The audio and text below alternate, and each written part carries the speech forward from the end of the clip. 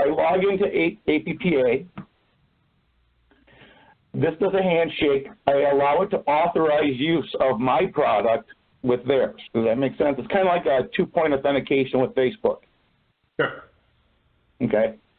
So now what the product has done, and you don't see it because it's in the background, is it goes out and makes sure that your utility information is the connections are all good between your OMS and your CIS system. Okay. And it gives me that feedback. It also makes sure that any cause you have mapped is mapped to an APPA cause. So in your scenario with OMS, we create a view of what causes you want to be part of this. And then there's a tool in here that lets you map your outage code from OMS to an outage code from APPA. Does that make sense? Yeah, when that's done manually. Yeah, it should be a one-time setup as long as you're not tweaking the other one, right? In OMS. If you're set in OMS, then you just do it once. Okay. Okay. If you're tweaking stuff here and there, in fact, one of the things I always have to warn people, if you're tweaking it on the OMS side, create a new one, leave the old one there. You know what I mean? So. Sure. Okay. So basically, what it will do is if you're missing even one is not mapped, it will not let you synchronize because that's a required field from APPA. Okay. Now, how do you fix that if they don't map correctly? If there's anyone that's unmapped, you just have to go in. You'll get a red triangle here that tells you something's wrong, and the sync button will go away. Basically saying, I can't sync stuff for you. You don't have everything mapped right. Does that make sense? Yeah, but how do you fix it if everything's not mapped correctly? Oh, you just go in, and in here, you'll see that triangle, that red triangle on the ones that aren't mapped correctly.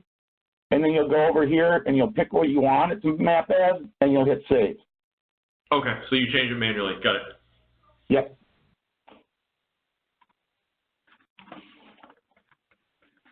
Okay, so I'm gonna hit back.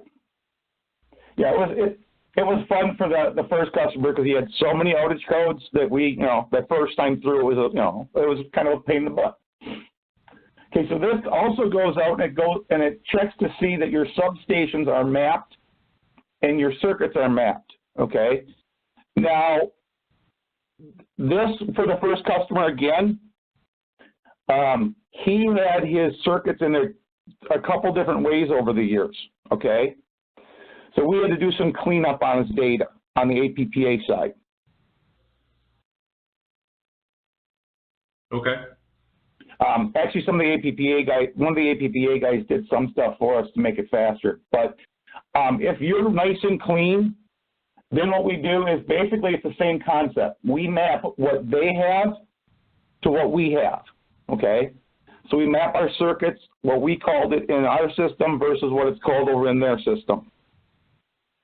So that's kind of the setup time, or setup, You'll see that I have a little thing here, and I did this on purpose. It's actually telling me that there's one circuit that when it pulls your outage information from your system, there's one that doesn't have a circuit mapped, okay? So it is an empty circuit value. And we can allow you to synchronize with those, but you have to create, one called empty or whatever. So this is basically allowing you to map and telling you when you have problems in your data. I see. Which is actually it's quite handy. In fact, the first customer, his CIS system doesn't have the circuit in it, and he didn't type it in his GIS system. So he actually uses our trace tool to populate what circuit things are on. And right away, we found that he didn't have some of his trace set up correctly. And then we were able to see that right away. Good. So it was kind of a nice warning for him. Okay. All right, so I'm gonna hit back. So this is just a warning. It's just basically saying some of these you have some empty data. It's not gonna prevent me from synchronizing, okay? So now I can determine what date do I want to query back from in my outages.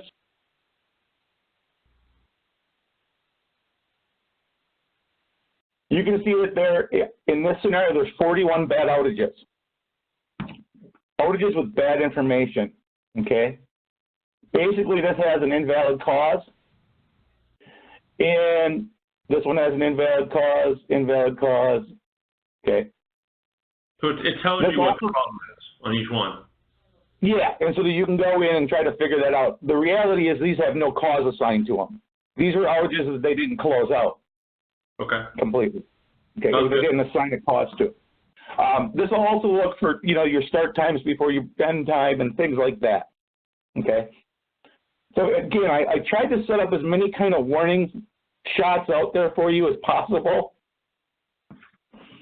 So what I'm going to do is I can go. We had some outages that I needed to fix that had the end time started before the start time. Yep, and that's what this is doing.